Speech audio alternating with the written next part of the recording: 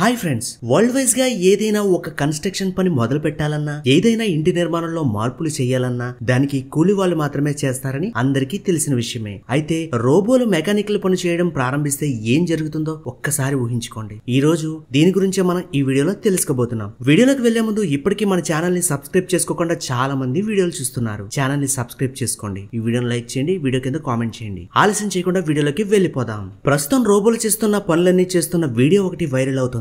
వాస్తవానికి ఈ వీడియోలో రోబోట్ ఇంటి గోడ సుత్తితో పడగొట్టి ఆపై గోడకు ప్లాస్టింగ్ చేస్తున్నట్లు కనిపిస్తుంది. ఈ రోబోట్ గోడను ఎంత ఫాస్ట్ గా అయితే పడగొడుతుందో అంత ఫాస్ట్ గానే ప్లాస్టింగ్ చేస్తుంది. దాన్ని మనం ఈ వీడియోలో చూడవచ్చు. ఇలా వర్కర్స్ తో కూలీలతో పని లేకుండా ఇలా రోబోట్లు పని చేసుకుంటూ పోతే మానవ మనుగడే ప్రమాదకరంగా మరియు రసనార్థకంగా మారుతుంది. ఇప్పటికే సాఫ్ట్వేర్ ఫీల్డ్ ని ఏఐ ఒక ఊపుతుంది. ఎందుకంటే ఫ్యూచర్ లో సాఫ్ట్వేర్ లో ఉన్న వాళ్ళు ఎవరైనా సరే ఏఐ ద్వారా చిక్కుల్లో పడాల్సి వస్తుంది.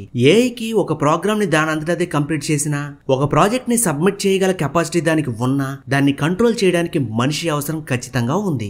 ఒక ఏఐ పని చేయాలన్నా ఖచ్చితంగా ఒక మనిషి అవసరం ఉండాలి. దానంతటా పని చేసుకుంటా పోతే వెనకటికి ఒక హాలీవుడ్ మూవీ చూశాను. ఆ మూవీలో ఇలాగే సెంట్రల్ యూనిట్ మొత్తం అన్ని కంట్రోల్ తీసుకుని ఒక ఏఐ అదే తప్పు చేస్తుంది. చివరికి దాన్ని స్థాపించిన వాడిని కూడా అది చంపుతుంది.